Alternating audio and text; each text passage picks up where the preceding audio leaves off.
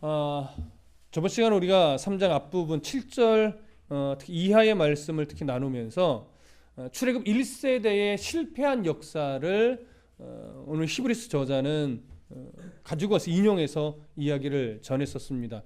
특별히 그 1세대의 출애굽 1세대의 실패한 역사는 시편 95편에서 다윗이 썼던 그런 내용을 가지고 인용하여서 이스라엘 백성들도 그들처럼 실패한 역사를 가져서는 안 된다라고 하는 부분을 가르치기 위함이었었습니다. 특별히 출애굽 1세대가 그 불순종으로 말미암아 가나안 땅에 들어가지 못하고 광야에서 죽었습니다. 그래서 결국은 가나안 땅에 들어가지 못하는 것을 무엇이라고 설명했냐면 안식을 누리지 못하게 되었다 이렇게 설명을 했었죠. 그러면서 출애굽 1세대뿐만이 아니라 누구도 안식을 못 누렸다고 그랬어요. 다윗 시대, 가나안 땅에서 정착을 하고 살아가고 있던 다윗 시대의 이스라엘 백성들도 그 안에서 온전한 안식은 누릴 수 없었어요. 왜냐하면 그들 또한 하나님 앞에서 온전한 순종을 해내고 있지 못했기 때문에 그렇습니다. 히브리서 저자가 결국 하고 싶었다는 말은 무엇이냐면 믿음의 백성들이 정말 하나님 앞에 누리게 되는 온전한 안식은 사람을 통해서는 또 이 땅에서는 온전하게 누릴 수 없다라고 하는 것이죠. 누구를 통하지 않으면 예수 그리스도를 통하지 않으면 이 땅에서 진정한 안식을 그리고 하나님 나라에서 완전한 안식을 누릴 수 없다라고 하는 것, 이것을 히브리 저자가 사실은 강조하고 싶었던 겁니다. 그것을 강조하기 위해서 출애굽 1세대의 실패한 역사를 인용해 왔고 그들의 실패한 역사를 누구에게 어떤 모습으로 적용하려고 하는 거냐면 유대인으로서 예수를 믿게 된 개종한 성도들, 근데 그 개종한 성도들 중에서 이방인들의 핍박이나 어떤 상황의 어려움이나 이런 것들을 견디지 못하고 어디로 돌아가려고 하는 자들, 유대교로 그냥 돌아가려고 하는 자들, 그들에게 너희들이 이 상황을 믿음의 소망을 갖고 견디어내지 못하고 유대교로 다시 그냥 돌아가려고 하는 것은 마치 무엇과 같다라고 하는 거예요? 출애굽 1세대 실패한 역사를 반복하는 것과 똑같다라고 하는 것, 이것을 말하고 싶은 거예요. 그래서 시편 95편의 말씀을 통해서 출애굽 1세대 실패한 역사를 인용해 왔고 오늘 우리가 읽은 본문은요, 그것을 이제 구체적으로 유대인들에게, 특히 유대교로 돌아가려고 하는 기독교인 유대인들에게 적용하는 내용입니다.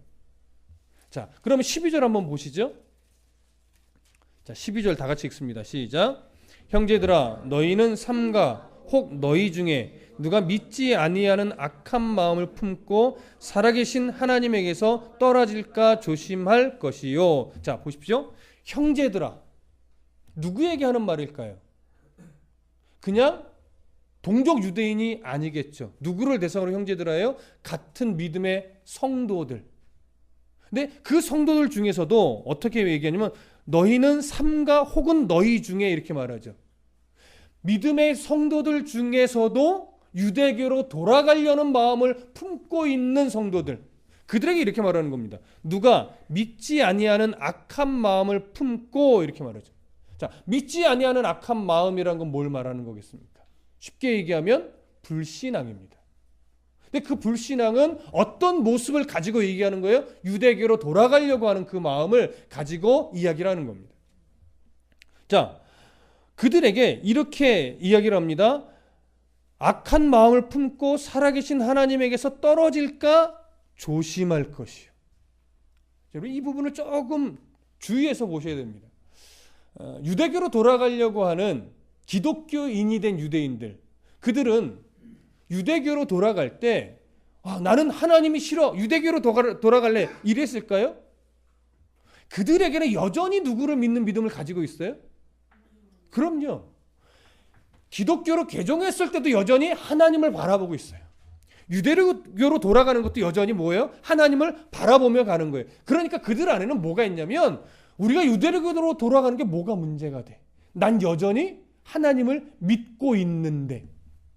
그러니까 그들에게 있어서 유대교로 돌아가는 건요, 사실 그렇게 심각한 문제가 아니에요. 하나님을 버린 게 아니기 때문에. 무슨 말씀 이해되세요? 근데 누구는 심각하게 보는 거예요? 히브리서 저자는 심각하게 보는 거예요. 왜냐하면 유대교에 있을 때 하나님을 바라보는 것과 예수를 믿고 난 이후에 하나님을 바라보는 것은 동일한 하나님이지만 전혀 다릅니다.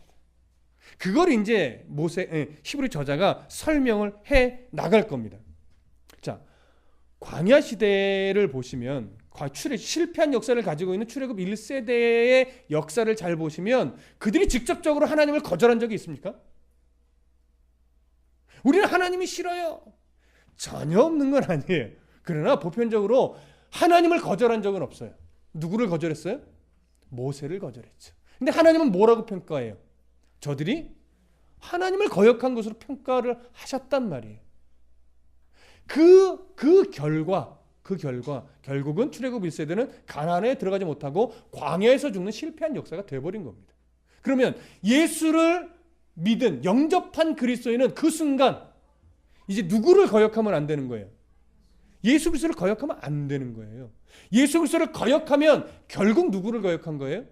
하나님을 거역한 거예요. 근데 유대교로 돌아가려고 하는 자들은 변명을 하죠. 우리는 하나님을 거절한 게 아닙니다. 여전히 동일하게 믿고 있으니까. 그리고 히브리서 저자는 아니다. 예수 그리스도를 거절했으면 너희는 이미 하나님을 거절한 것이다.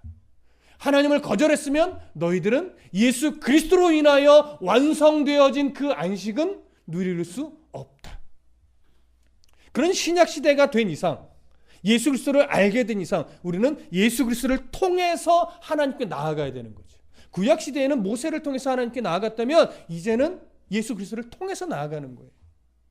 그러니 아직도 구약 시대처럼 안식일을 지켜야 된다라고만 주장한다면 그거는 문제가 심각한 거죠. 그들은 말해요. 우리도 하나님을 믿는다.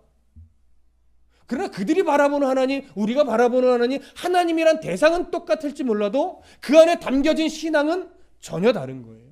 여러분 이단 사이비들도 말하죠. 우리도 하나님 믿어. 우리도 예수님 인정해. 우리도 성경을 봐. 그러나 그들이 성경 안에서 발견하는 하나님은 우리가 바라보는 하나님과 색깔이 다릅니다. 동일하지 않습니다. WCC 같은데 종교 다원주의적인 색깔이 있는데 뭐라고 말합니까? 너희들이 하나님이나 너희들이 하나님을 믿고 구원에 이르는 거나 우리가 종교에서 추구하는 구원이나 결국 출발점은 다를지 몰라도 목적지는 같아 라고 말하죠. 안 같죠. 우리가 볼 때는 전혀 다르지요. 같을 수가 없죠. 아니 그쪽은 허상이죠. 지금 유대교로 돌아가려는 자들이 주장하는 것은 결국 그런 겁니다. 우리도 하나님 버리지 않았어. 우리가 왜 유대교로 돌아가는 게 뭐가 심각한 문제입니까? 이렇게 반응하게 되는 거죠. 그것 때문에 13절에서 이제 히브리서 저자가 이렇게 권면을 합니다. 함께 읽어보겠습니다. 13절 시작. 오직 오늘이라 일컫는 동안에 매일 피차 권면하여 너희 중에 누구든지 죄의 유혹으로 완고하게 되지 않도록 하라. 오직 오늘이라 일컫는 동안에. 사실은 시편 99편을 인용한 내용에서도 오늘이란 표현이 나왔어요. 근데 그 오늘은 뭐예요? 그 광야 때의 오늘이고 다윗 시대의 오늘이죠. 근데 그 오늘을 히브리 저자는 이제 13절에서 지금 그 시대로 가지고 옵니다. 오늘이라고 어떻게 해요? 일컫는 동안. 이 오늘은 좀 쉽게 풀어서 설명드리면 이겁니다. 오늘 하루 나를 하나님이 죽음에 이르게 하지 않고 지금 살게 놔두셨다면 이 하루는 우리가 누구에게 온전히 드려져야 되는 하루예요? 하나님에게 드려져야 되는 하루예요. 이것을 유대교로 돌아가려는 사람에게 적용한다면 그들에게 주어진 오늘이라는 하루는 유대교로 잘 가야 되는 하루가 아니라 그 생각이 얼마나 잘못된 것인지를 알고 돌이킬 수 있는 기회의 시간이라는 거죠. 왜 그들에게 오늘이라는 걸 주셨습니까? 빨리 돌이키라고. 하나님이 너희들을 포기하지 않았으니 이 오늘이라는 시간을 통해서 빨리 하나님을 바르게 알고 돌이키라는 거죠. 근데 그 돌이킴이라는 게 혼자 될까요? 안 될까요? 혼자 되지 않습니다. 그래서 무엇을 이야기하냐면 오늘이라 일컫는 동안에 매일 피차 권면하여. 이미 유대교로 간 사람도 있을지 모르겠습니다. 그러나 아직은 그들은 가는 게 옳겠다라고 자꾸 마음에 유혹을 받는 거예요. 그러니까 성도들에게 말하는 거죠. 피차 서로 권면해서 그들의 생각이 얼마나 지금 잘못된 생각인지를 알게 하라는 거죠. 그러니까 그 당시는 주로 어떤 데 초점이 있는 거예요? 말해주는데. 물론 지혜롭게 말해야 되겠죠. 막 정죄하고 지적하고 이러는 것을 말하는 건 아니겠지만 하나님 주신 마음을 가지고 사랑 안에서 형제를 유익하게 하려는 그 자세를 가지고 뭐가 옳은 건지 어떤 게 그른 건지를 정확하게 좀 서로 사랑하며 권면해 주라는 요구가 지금 이 구절에 담겨 있는 겁니다. 그래서 오늘이라 일컫는 동안에 매일 피차 권면하여서 이렇게 하죠. 근데 그 권면을 어떻게 하라고 하느냐? 너희 중에 누구든지 잘 들으세요. 죄의 유혹으로 완고하게 되지 않도록 하라. 죄의 유혹 뭘까요? 죄의 유혹 이렇게 풀을 수 있습니다. 네. 죄의 속임수. 좀 더 다르게 표현하면 사탄의 속임수. 요 때의 예로 들면요, 무엇이 사탄의 속임수냐면 유대교로 돌아가도 돼. 너 하나님 버린 거 아니잖아. 하나님 떠난 거 아니잖아. 너 여전히 유대교 가서도 하나님을 믿는 거잖아. 그러니 가는 거 문제 안 돼. 이게 사탄의 속임수란 말이에요. 이걸 유혹이라고 표현한 거예요. 잘 보십시오, 여러분. 사단의 어떤 그 간교함이요, 기독교라고 하는 이 기독교를 없애는 게 목적일까요? 아니면 기독교를 그냥 놔두지만 기독교의 본질이 훼손되게 만들까요? 네. 사단의 영향력, 특히 오늘날의 영향력은요, 교회를 문 닫게 만드는 게 아니에요. 목사를 못하게 만드는 게 아니에요. 성도를 없애는 게 아니에요. 성도답지 않게 살아가는데 자기가 성도답지 않다는 걸 모르게 하는 거죠.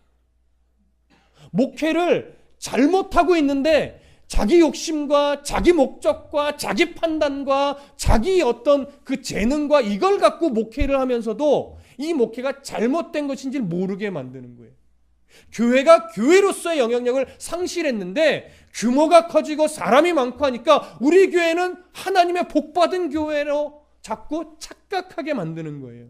하나님이 받으실 만한 예배가 하나도 없는데 예배가 많고 화려하고 사람도 많이 모이니까 이 예배가 좋은 예배처럼 착각하게 만드는 거예요. 그래서 교회는 많으나 생명력이 있는, 하나님의 생명은 없는 교회로 자꾸 파손시키는 거, 훼손시키는 게 누구의 유혹이에요? 그게 사단의 유혹이에요. 사단의 속임수는 그 위험, 무서움을 모르게 만드는 거예요. 그래서 완악하지 않게 하라는 거예요. 13절 보세요. 누구든지 죄의 유혹으로 사탄의 속임수에 빠져서 완고하게 되지 않도록 해라. 완고하게 되지 않도록 하는 게 뭐예요? 뭐가 문제인지 분별하지 못하게 하라는 거죠. 여러분, 사단의 이런 미혹의 마음을 한번 뺏겨버리면요, 뭐가 하나님 앞에 옳은 건지에 대한 분별을 잃어버려요. 왠지 아십니까? 그들의 어떤 어그러진 판단을 자꾸 뭘로 포장하기 때문에, 말씀으로 포장하고, 합리화한, 이미 자의적으로 해석한 말씀으로 포장하고, 자기의 어떤 신앙적 신념으로 포장하고, 종교적인 그럴듯한 명분으로 포장해 버리니까 이게 옳은 건지 그른 건지 분별이 안 되는 거예요. 그래서 신앙의 분별은 항상 기본 베이스에 뭐가 있는 거예요? 하나님의 말씀이 있는 거예요. 근데 그 말씀을 바르게 분별하여 우리가 판단을 해야 되는 거죠. 성도의 입장이라면 누구처럼? 베레아 교회 성도들처럼 이 말씀이, 들은 말씀이, 받은 말씀이 정말 그러한가 상고하는 자세. 신학을 한 건 아니지만 그래도 신학이라고 하는 것은 기본적인 상식선에서 벗어나지 않는다고 늘 말씀드렸습니다. 우리가 구분하지 못하는 것은 상식 이하와 상식을 초월한 걸 잘 구분 못해요. 근데 이 땅에는 어떤 속임수에 많이 빠져 있어요? 상식 이하를 마치 대단한 신앙인 양 착각하는 이것에 빠져 있다고요. 그 아주 쉬운 예가 뭐예요? 애가 아픈데 기도해서 낫겠다라고 하는 거죠. 그건 상식 이하예요. 기본적인 상식은 뭐냐면 아이를 위해서 기도하고 그 아이를 어디로 데려가는 거예요? 병원으로 데려가는 거죠. 하나님이 의수를 냈는데요. 하나님이 약이란 걸 이 땅에 있게 만드셨는데, 허락하셨는데, 기도하고 병원에 데려가는 게 신앙적 상식입니다. 그러니까 신앙을 초월해 있는 건 뭐예요? 그렇게 갔더니, 그래서 기도하고 약을 먹었더니 병이 나. 이건 상식을 초월하는 거예요, 사실은. 근데 우리는요, 뭘 초월이라고 생각하지 못하냐면, 내가 아파. 그래서 하나님 아파요. 도와주세요. 기도하고 병원 가서 진료받고 약을 먹어서 나으면 이게 하나님의 은혜로 내가 회복된 거란 걸 몰라요. 왠지 아세요? 내가 돈을 주어서 내가 진찰받고 내가 돈을 줘서 약을 샀고 내가 물을 먹었으니까, 약을 먹었으니까. 그러니까 이게 하나님의 은혜로 회복된 거란 걸 몰라요. 진짜 의사는 뭐라고 고백하냐면요, 진찰을 하고 진료를 하고 처방을 하는 건 의사의 몫이지만 그걸 정말 아물게 하는 것은 신의 영역이다라고 고백을 합니다. 그러니까 죄의 속임수는 항상 그런 신앙의 본질을 이상하게 꼬아서 잘못된 걸 그 옳다라고 여기게 만들고 옳은 걸 잘못됐다라고 여기게 만드는 거예요. 그런 신앙적 속임수, 사단의 속임수에 넘어가지 말아야 됩니다. 교만하게 만드는 속임수도 있지만 나를 너무 평가절하시키고 나약하게 만들고 너무 낮은 자로 나를 보게 만드는 것도 사단의 속임수죠. 하나님이 나를 바라보시는 시선을 말씀 안에서 발견하셔야 됩니다. 나를 얼마나 쓰고 싶어 하시는지. 나의 뭐가 많고 적음의 문제가 아니라 그냥 하나님은 나를 사랑하시고 그냥 나를 쓰기 원하세요. 어떤 모습으로든지. 그렇게 하나님은 나를 바라보는 가치를 내가 알아야 나의 어떠함 때문에 교만에 빠질 이유도 없고 나의 어떠함 때문에 절망에 빠질 이유도 없는 거예요. 나를 존귀하게 바라보시는 하나님 때문에 오늘 하루라는 시간을 내가 주의 뜻대로 살아갈 힘과 용기를 거기서 얻고 그냥 열심히 우리는 뭐예요? 주어진 하루를 살아내는 거죠. 겸손히 그러나 성실하게 최선을 다해서. 이것을 깨트리고 어그러뜨리는 게 바로 사탄의 속임수입니다.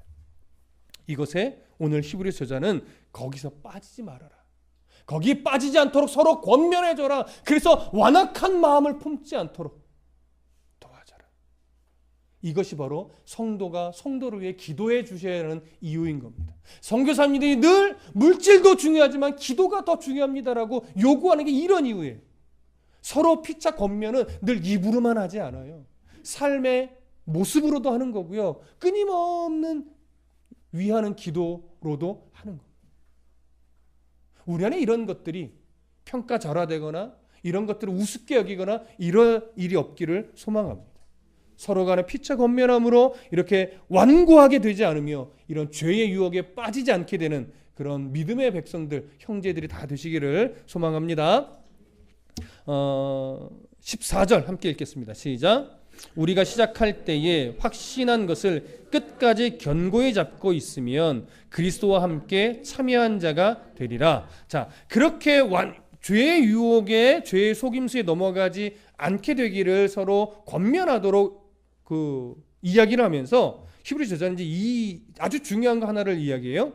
우리가 시작할 때 확신한 것을 끝까지 견고히 잡을 수 있어야 된다 이렇게 얘기합니다. 그러면 히브리서 저자가 이 당시 기독교인들에게 처음에 너희들이 확신한 것이라고 말하는 그건 뭘까요? 확신했던 내용.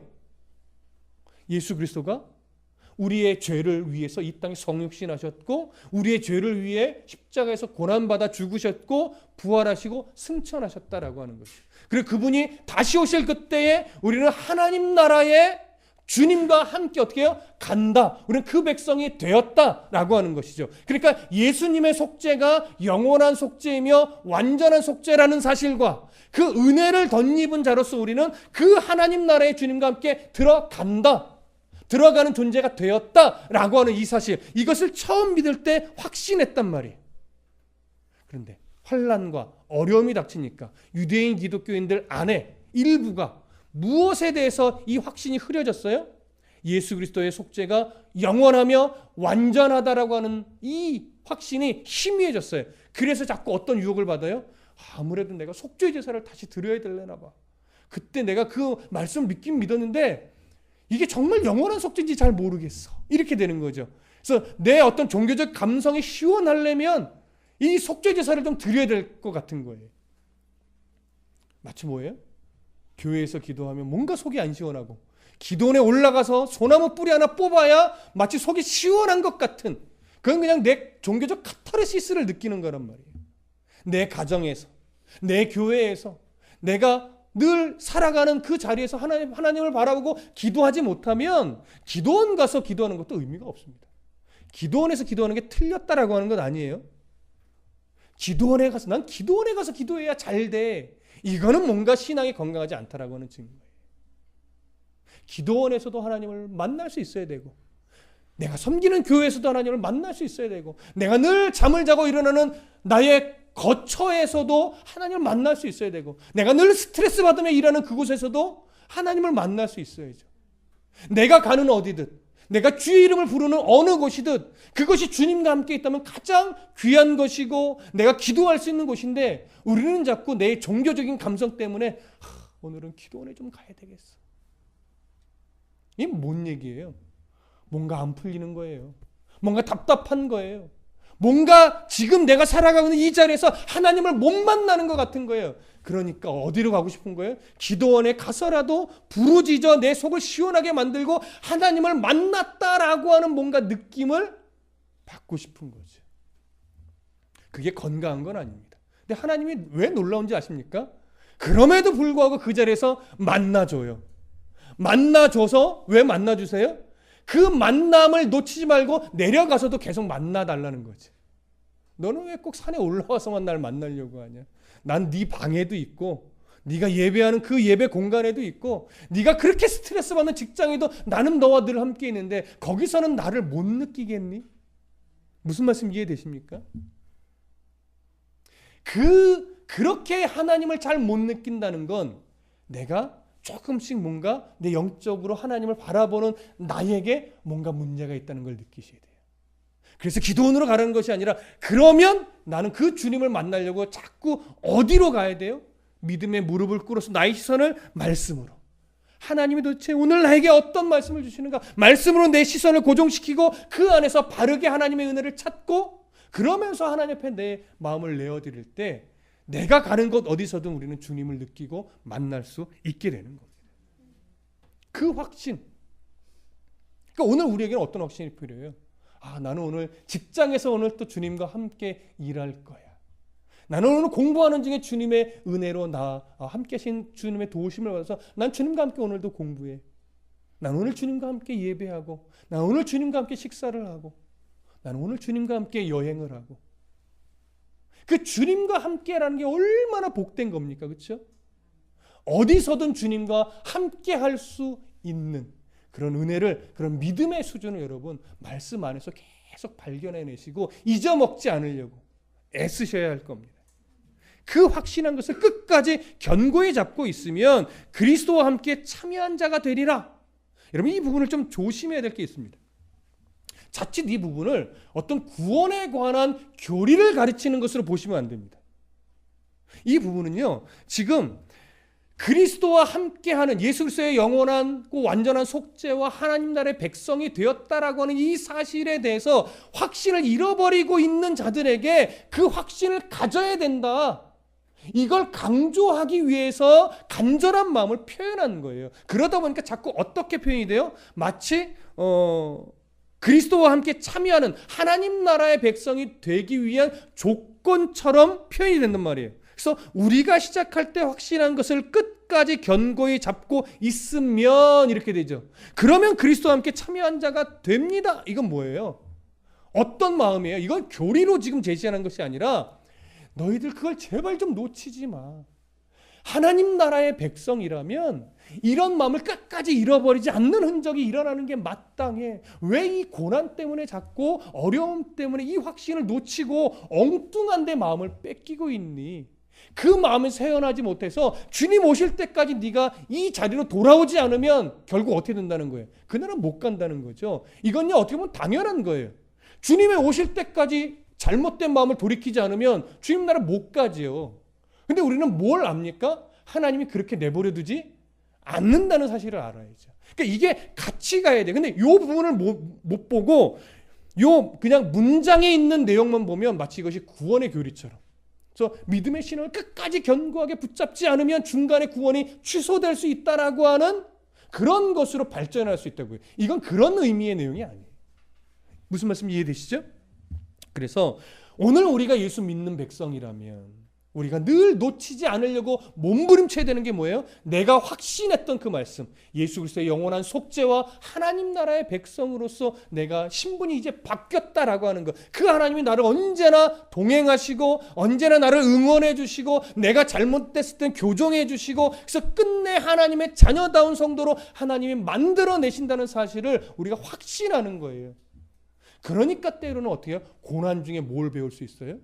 순종하는 법을 배우는 게 찬양의 가사도 있잖아요. 고난 중에 순종하는 법을 배우고 어려움 중에 지켜내시는 하나님을 경험하면서, 그러면서 내 신앙을 단련해 나가는 거죠. 이런 자세가 없으면 어려움만 오면 맨날 신앙생활을 10년 했건 20년 했건 30년 했건 어려우면 불평하는 것으로만 가요. 뭔가 좀 많이 가지면 잠시 교회를 떠났다가 또 어려움이 닥치면 교회로 오고.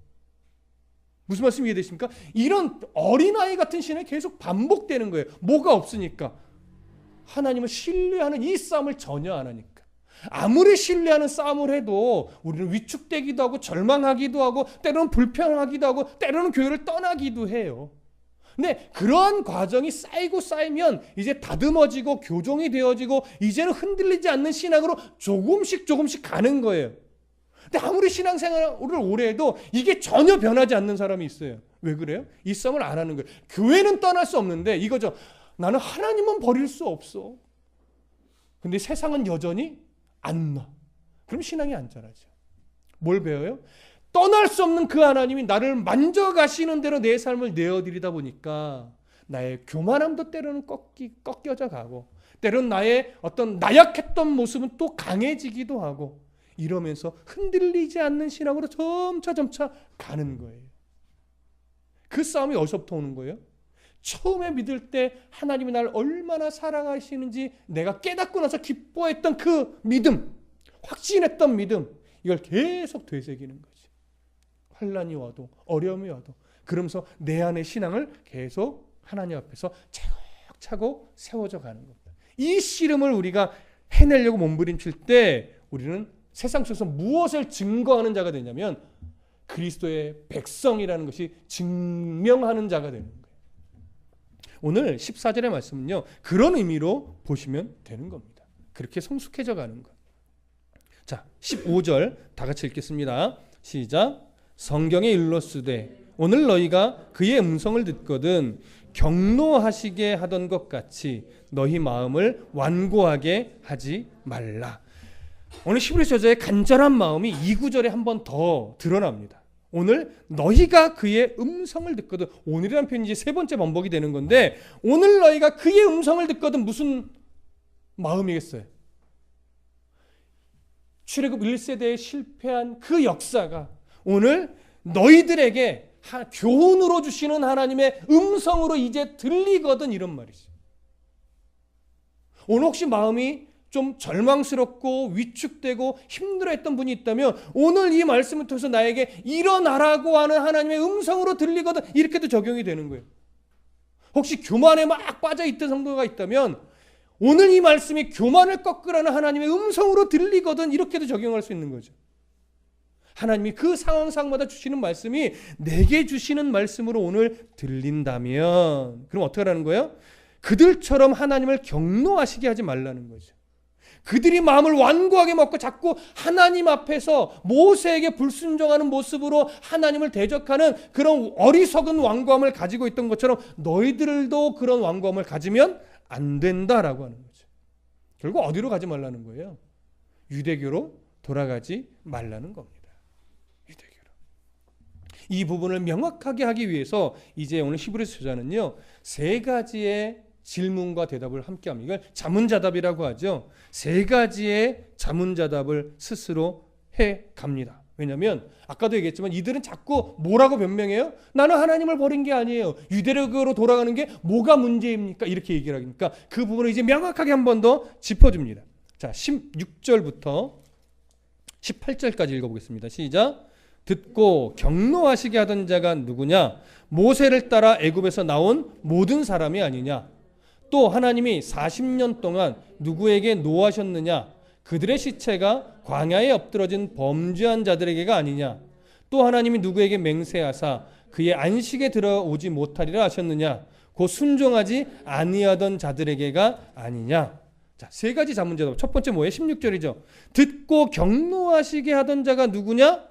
질문을 던지고 이제 답을 합니다. 모세를 따라 애굽에서 나온 모든 사람이 아니냐? 이 질문은 듣고 있는 독자들이 모르는 내용이 아니에요. 충분히 알고 대답할 수 있는 내용입니다. 뻔히 아는 말을 대답하게 유도하는 거예요. 자, 출애굽 1세대 광야의 사람들이 하나님을 경노하게 했다 이거죠. 근데 그들은 모세를 따라 애굽에서 나온 모든 자예요. 하나님의 놀라운 기적들을 이미 충분히 체험했던 자들이에요. 그런데도 그들은 누구를 경노하게 했어요? 하나님을 경노하게 했어요. 근데 그 밑바닥에는 누구를 대적함으로 하나님을 경노하게 했어요? 모세를 대적함으로 결국 하나님을 경노하게 했었어요. 그렇게 하나님의 놀라운 이적들을 충분히 경험했음에도 불구하고. 두 번째 17절, 하나님이 이 40년 동안 누구에게 노하셨느냐? 독자들이 뻔히 답을 알죠.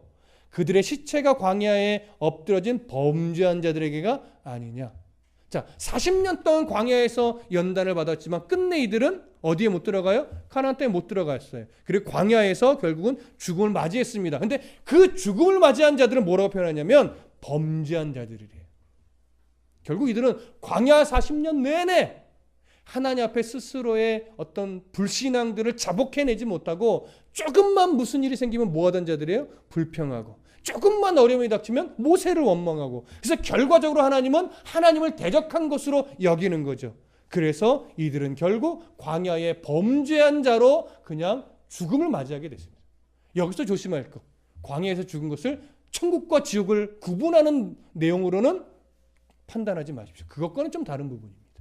무슨 말씀인지 이해되시죠? 세 번째 18절, 또 하나님이 누구에게 맹세하사 그의 안식에 들어오지 못하리라 하셨느냐? 곧 순종하지 아니하던 자들에게가 아니냐.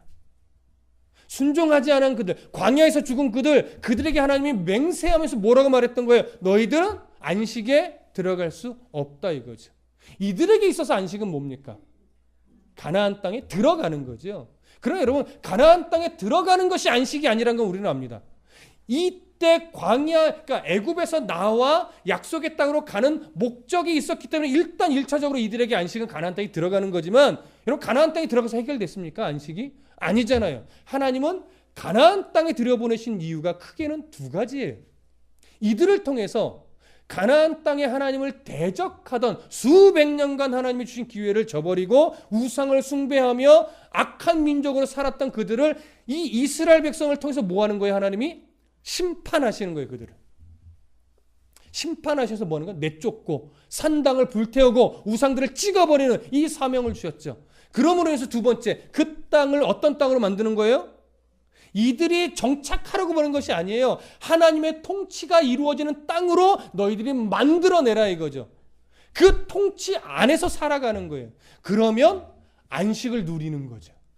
완전한 안식은 아닙니다. 왜? 이때도 완전한 안식은 누구를 통해서만 되는 거예요? 예수 그리스도를 통해서만 되는 거예요. 그러나 그 안식을 맛볼 수는 있는 거죠. 근데 다윗 시대에 어떤 고백을 했어요? 이들도 안식을 못 누렸다 이거예요. 제대로. 왜요? 가나안 땅의 정작 우리가 사사기를 강의하면서 확연하게 느꼈잖아요. 그 가나안의 원주민들을 상대로 다 쫓아내려 하나님 말씀을 등한히 여기고 그들과 계약을 맺고 산당을 불태우지 않고 우상들을 찍어버리지 않고 오히려 그들을 노예로 삼았다가 그들의 공격에 어려움을 당하고 그들의 우상을 부러워하며 오히려 여러 우상들을 섬기고 산당도 만들고, 이 여파가 어디까지 가요? 솔로몬 때까지 가죠. 솔로몬이 일천번제를 드릴 때 여전히 어디서 제사를 드려요? 기브온에 있는 산당에서 드려요. 왜? 그 산당이 크거든요. 그러니까 1000마리의 제물을 가져가서 제사하려니까 큰 곳이 필요해요. 그것이 그냥 기브온 산당일 뿐이에요. 그래서 하나님이 안타까운, 1000번제는 받으셨어요. 그러나 그 앞구절에 여전히 안타까운 게 있었어요. 여전히, 이 말이 이거, 아직도 산당에서, 이런 표현이에요.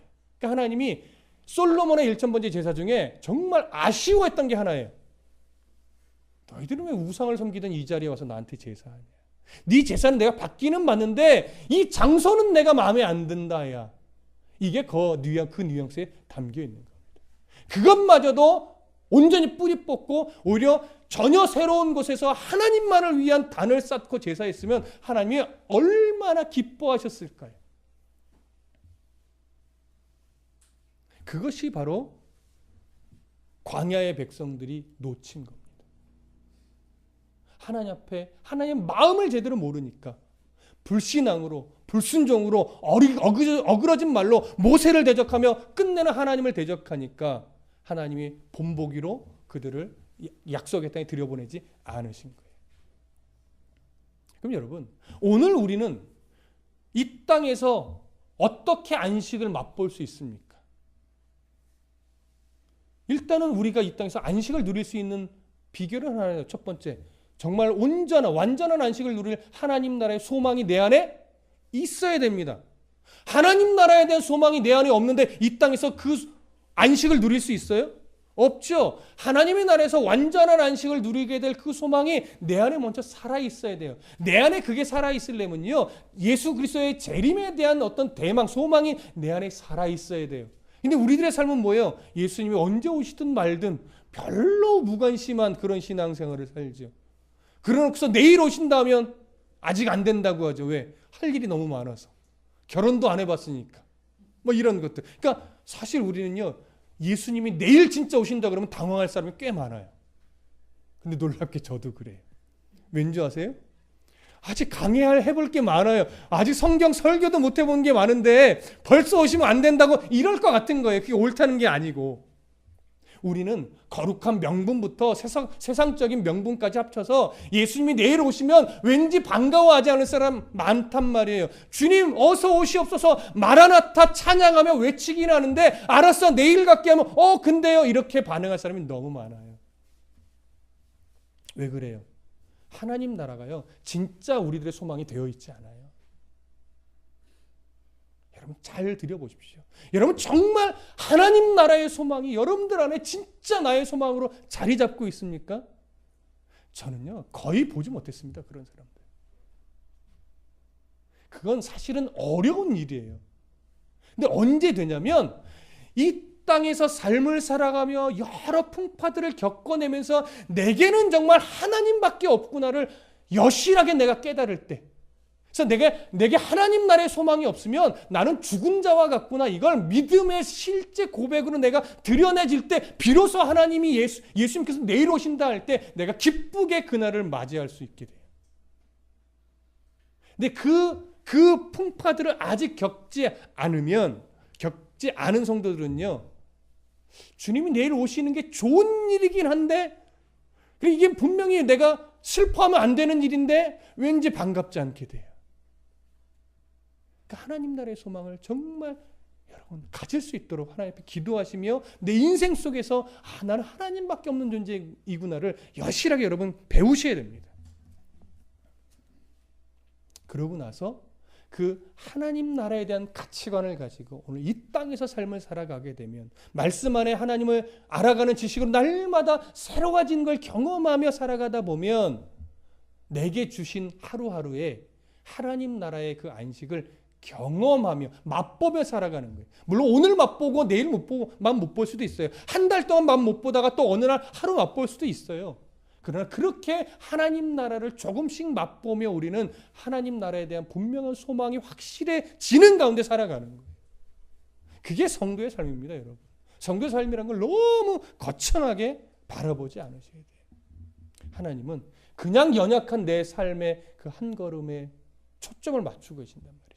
마지막 19절 함께 읽어봅니다. 시작. 이로보건대 그들이 믿지 아니함으로 능히 들어가지 못한 것이라.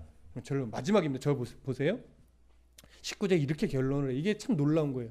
이로보건대 그들이 믿지 아니함으로 능히 들어가지 못한 것이라. 자, 그들이 안식에 들어가지 못한 것, 그들이 약속의 땅에 들어가지 못한 것, 누구에게 문제가 있습니까? 하나님에게 문제가 있어서가 아니라는 거예요. 자기들에게 문제가 있는 거예요. 그들이 믿지 않아서예요. 여러분 오늘 왜 우리가 안식을 못 누립니까? 하나님이 안식을 안 주신 거예요?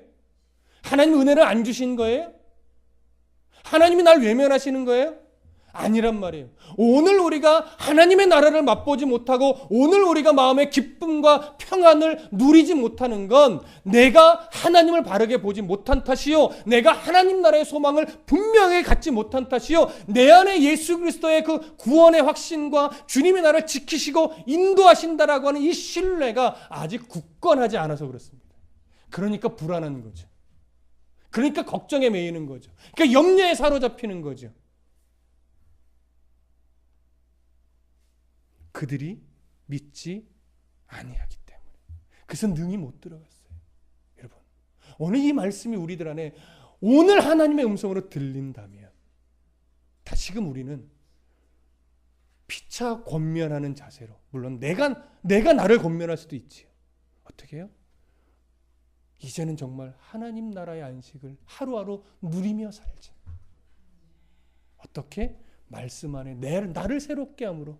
하나님이 잘못된 것이 아니라 내 안에 잘못된 신앙을 고쳐내며 내게 주신 하루를 믿음으로 살아내며 하나님 나라의 안식을 오늘 내가 맛보며 살아가는 성도가 되죠. 오늘 이 말씀을 나누고 싶어서 제목을 피차 권면하라는 것으로 잡았습니다. 그리스도의 마음으로 저에게도 이 말씀을 권면했고 오늘 저는 그리스도의 마음으로 여러분들에게 권면을 드렸습니다. 이제 여러분들도 여러분 자신에게 그리고 여러분들의 영향력이 미치는 서로에게 이 권면을 해 주셔야 합니다. 그래서 환경 때문에, 여건 때문에, 나의 어떠함 때문에 이 안식을 못 누리는 자가 아니라 나를 사랑하시는 하나님 때문에, 나를 지켜내시는 하나님 때문에, 나에게 뜻과 목적을 갖고 계신 그 하나님 때문에 기뻐함과 감사함으로 이 안식을 누릴 수 있는 그런 성도가 되시기를 간절히 부탁합니다. 기도하겠습니다.